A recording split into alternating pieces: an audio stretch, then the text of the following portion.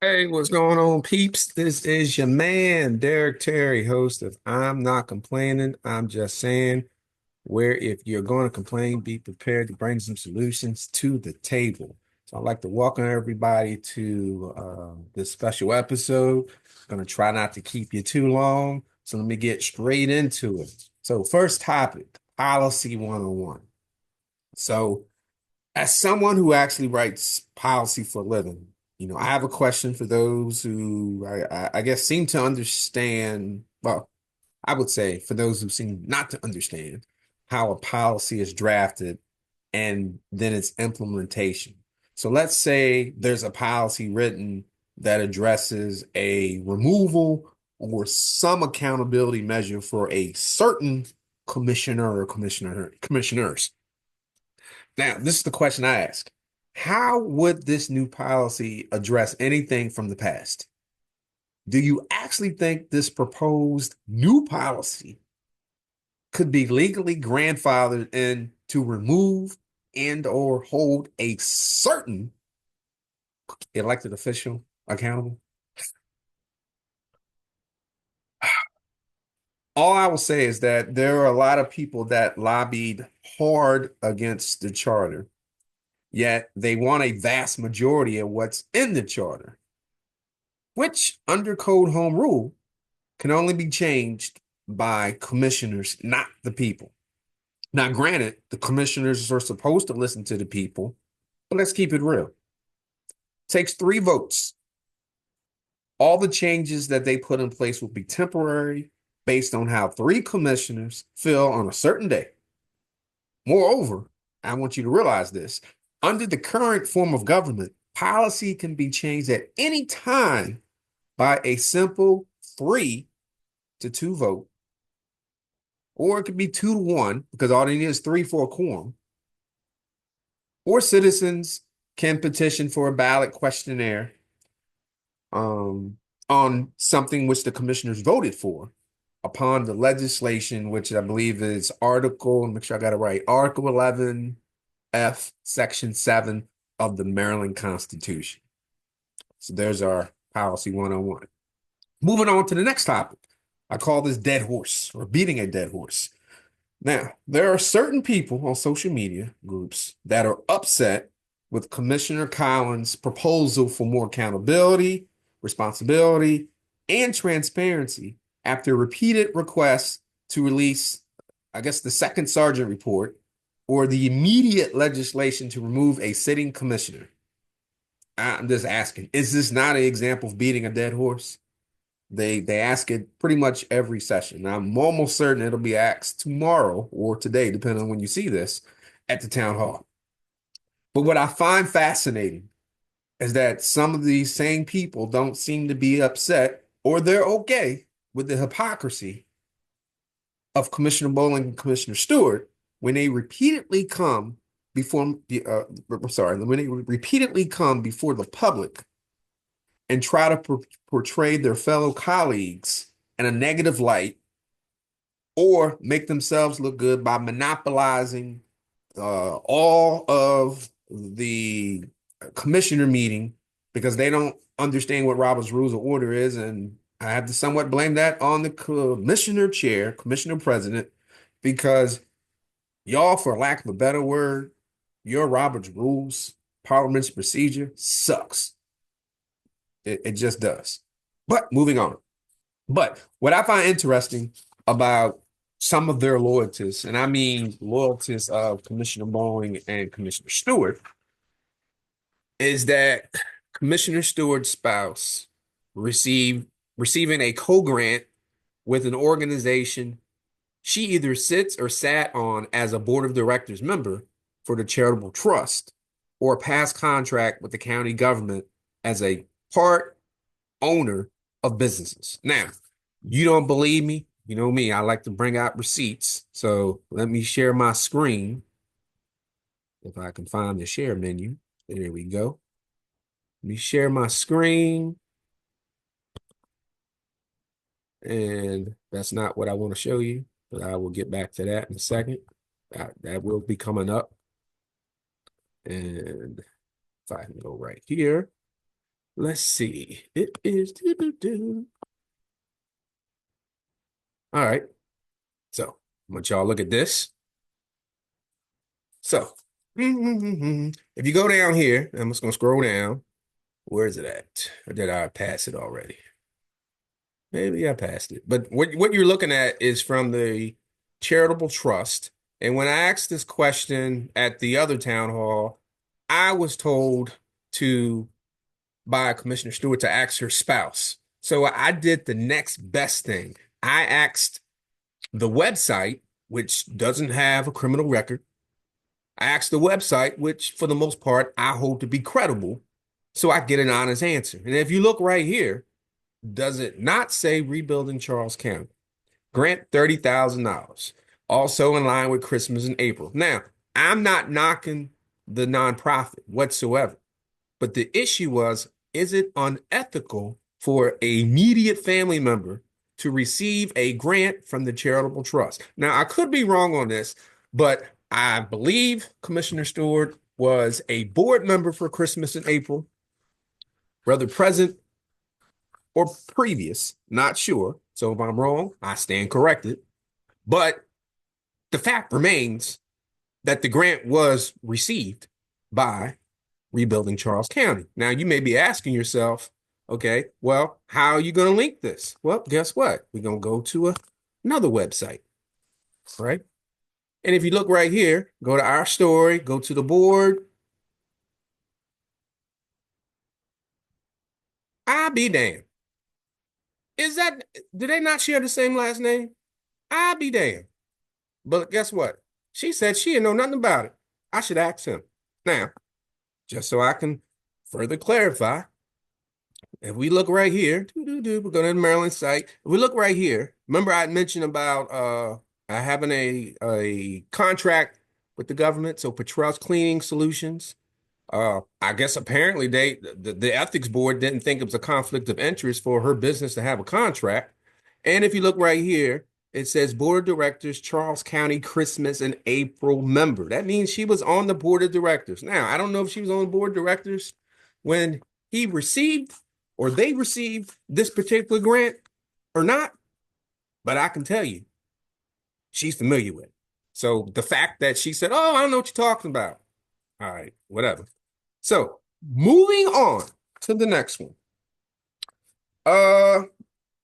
Also, there was when we're talking about the hypocrisy, Commissioner Stewart, of course, we know she was working as commissioner and educator at the same time during countless virtual commissioner meetings.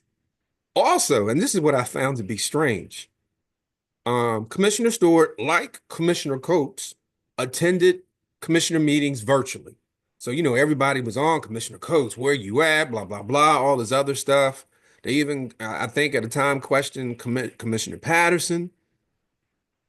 But within 5 to 10 minutes, Commissioner Stewart mysteriously shows up from being seen virtually, maybe not on camera all the time, and then boom, in person. So me, being I dealt with facilities, it would make me think she was actually inside the government building, probably working on her other job and this job at the same time, because there's no reason to be virtual if you're in the building. Something to think about. Y'all can ask her, whatever. Next, staying with the hypocrisy. Commissioner Bowling, so-called Democrat, paying a Republican-based media group to handle his dirty work and wants us to believe he did not know. Well, I tell you, he got some of y'all. I'm gonna be honest with you. Some of y'all are just, people, this was very easy to look at. All I had to do was go to Dr. Google and look this up, and it's right here, right? This is the media group, and look at some of their clients. I'm gonna let y'all, I'm not even gonna say, I just want y'all to look. These are their clients. Not knocking any of these organizations, right? But when you profess to be a Democrat as much as he does, even has the audacity to say that, us as blue Democrats need to do X, Y, and Z, and then he uses this particular Republican-based media group to spread his dirty work against the charter. And he's telling us he did not know what, even got the Maryland Republican Party in there. And y'all believe that. If y'all believe it, then y'all believe it. But guess what? I ain't the one. I'm not the one. And if I'm not going to really go into the expenditures, but you can go on there and type in the McShane LLC and you can find it for yourself. Also, I'm just going to show you this, but I'm not going to go into great detail. But if you want to know what someone receives, I'm going to go ahead and type it in here right here. Doo-doo-doo. And then I'm just going to type in this. Now, you can do the research for yourself, but do you ever recall Commissioner Stewart and Commissioner Bowling, especially Commissioner Stewart, saying that, well, certain people are bought by these developers and they lined in their pockets or whatever? Well, since 2022, Commissioner Bowling has received approximately $57,825 in campaign funds from business donors who have a direct link to commercial and residential development. Now, I'm not saying that they're pulling his strings, but my thing is, if you look at the commissioner meetings and you listen to the times that he always talking about overdevelopment and all this other stuff, he don't mind taking that development money. All right.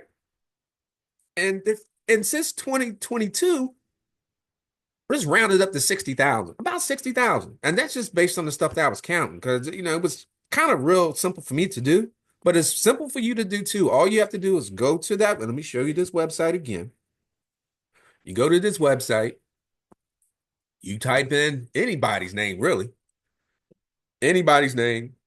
Shoot, you can even look at mine, but mine is inactive, but I've never hidden anything. I've never said, I was always pro business. Call it what you want, smart growth. But all you got to do is type that in and just type in somebody's name and boom, it will populate. That's simple. That's all you have to do. All right. So, all right, I think that's it for that. Making sure. So when we talk about beating dead horses, there's some supporters say, I don't know why you keep saying X, Y, and Z, but guess what? Y'all ain't talked about that. Don't know why. Well, actually, I know why, but let's keep it moving. Now, let's talk about gentrification. Now, on several occasions, Commissioner Bowling referenced the term gentrification when it comes to affordable housing in certain areas of Charles County. So I feel inclined to educate him and his followers on the definition. So just so you won't think that I'm lying, hopefully this will pop up and oh, wait a minute, visit this link. Let me see. Hopefully this will pop up. Open the browser. Let's see. I guess it won't do it. Well, you know what? You can look for yourself if you think that I'm saying it wrong. But I'm just going to, the definition of gentrification is the process whereby the character of a poor urban, aka Black people, people of color, for those who like to associate the word urban, area is changed by wealthier, who could be of any race, people moving in, improving housing, and attracting new businesses and typically displace current inhabitants. This is what has happened in certain urban areas such as Chicago, DC, and Baltimore. Now, as it relates to Charles County, we are currently the wealthiest majority minority county in the United States, and at least 3 commissioners are looking to provide affordable, not public housing, to working professionals such as first-year educators, first responders, or maybe those making a certain livable wage income an opportunity to purchase a home of lesser value and most likely smaller square footage. Now, Commissioner Bowling, if you're going to use a term that is meant to denigrate poor urban or Black neighborhoods, damn it, learn the definition first. Or is it that you don't want affordable housing in District 1 in your particular area? Maybe that's what the issue is, because gentrification is not the word. I suggest, highly suggest, in purchasing a Webster's. All right, so we're going to move on to the last thing. Pensions, pensions, pensions. Who is really responsible? So Commissioner Bowling and Commissioner Stewart have raised a very, and I'm gonna say very valid concern regarding local jurisdictions having to bear the burden of teacher retirement pensions for the state. I think it's very valid. However, for some odd reason, they want to put the blame on the state and wage some, well, at least he wants to. I don't think Commissioner Stewart wanted to, but who knows? Wage some legal war with the state on whether it is legal for the state to have local jurisdictions pick up the cost of what they assume is the state's, I guess, state responsibility. Now, keep in mind that the state contributes to our capital school projects, offers grants and or credits for all school districts. However, the state, for the lack of a better word, has not been honest with the original intent of the casino money to be used for educational, additional educational funding, just to vote. Uh, they just haven't been honest, and they pretty much gave that discretion to the governor, and that was I can't believe if it started with O'Malley or if it started, but whoever it started, could have been Hogan. They gave the governor the discretion to use that casino money as long as education was fully funded. Now, let me simplify it. Maryland's, believe their FY26 K to 12 budget is about 9.7 or $6 billion. So let's say the casino revenues are projected at, say, 55 million. You would think that the 55 million would go to education, right? Wrong. As those funds are used for other projects and the promise of additional funds on top of what the state would offer is pretty much non-existent. Now, I haven't looked at this in great detail, but if you look at the casino revenue report and you just look at where the revenue distribution goes, right? They got the Maryland Education Trust Fund, casinos, local aid, horse rating, minority business, so forth, so forth. People aren't actually thought that for the most part, vast majority of this money was going to the to education. I have to look at this in a little more detail, but if you look at it, that's not the intent. Uh, so anyways, now what I guess find ironic about Charles County is that they did have the unique opportunity to have the National Harbor, the MGM Casino in their own backyard, but it was foiled by probably some of the same ones who were asking for the casino money. That's a different story for a different day. But what I would say is, as it relates to teacher pensions, the state must approve salary increases of the Maryland State Police, the county sheriff's offices, and all Maryland State employees, as well as their pensions. So why is this important? Currently, all school districts dictate their respective salaries with the expectation that the state, meaning for the most part, the taxpayers, pay for it. Now, I have this table up here. Let me see what I did with it. Oh, here it is. All right, so if you look at this table, right, it gives you, this is pretty much this is 23, 24 teacher salaries, with those who have master's degrees. So if you look at all the different counties, their step one and so forth, you see where typically your smaller counties or the counties that don't generate a lot of revenue typically have the smaller teacher salaries. Now, you have to ask yourself this. Why should the taxpayer in Charles County absorb the pension costs, say in Calvert County? So let's look at Calvert County. So Calvert County, and I don't know how equivalent it is to Charles. Let's say, we'll just go to step 13. So actually, to tell you the truth, Calvert County is a little bit lower. Let's find one that's higher. Let me see. 81, Charles County. What county is this? Man, Charles County is actually pretty high. So we actually been raising our stuff. So here lies the question. Charles County has the ability to raise the teacher salaries. How can you expect the state to have a sustainable and balanced budget if they have no control over the salaries. So, because if you look at this, the state doesn't control this. The local jurisdictions do. So, if say Charles County wanted to raise their salaries $5,000 more, now the state has to pick up that cost. Honestly, I don't think that's right. If you want the state to pay for the pensions, then you need to let the state dictate the salaries. That is pretty simple to me. If you don't, then guess what? Yes, we as local districts will have to absorb that cost. I honestly don't mind paying more taxes if I see the fruits of the labor and we reap the rewards. To be honest with you, I don't. If you look at Fairfax, you look at Arlington, Alexandria, you look at Montgomery, Howard County, even if you look at what they have as far as the basic amenities, they have things that draw people there, not only education. But I leave you with this.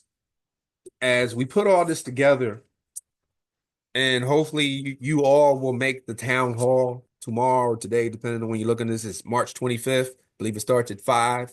I will be there. That you ask yourself this on a Friday and Saturday night. What are the two popping joints here in Charles County? I'm gonna let y'all think about it for a sec.